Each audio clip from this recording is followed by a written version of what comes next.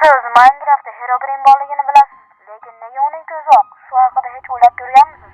Bugun shu videoda oydinlik kiritamiz. Oldin Herobrine qanday paydo bo'lganini bilib olsak.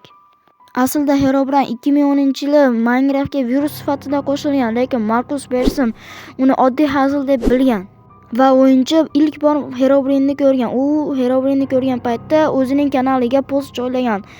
Ushbu postda mana shu har xil inglizcha yozuvlar ko'rishingiz mumkin. Men tarjima qilaman, o'zingizlar tarjima qilasizlar. Va uning aytishicha, o'rmondan qandaydir g'alati mobga o'xshash. U buni oddiy mob deb tasavvur qilgan, lekin oddiy mob emas edi.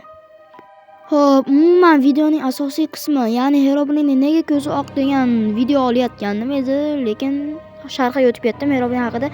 Xullas bu savolga javobni aytaman. Xullas bu savolga javob u ko'zining oq bo'lganiga sabab uning ruhligi. Ya'ni Minecraftda qandaydir bir mobning umuman o'zi Herobrine'dan tashqari null va boshqa entitilarda ko'zi oq bu ruh bo'lgani sababli. Herobrine ham ruh, lekin shuning uchun uning ko'zi oq.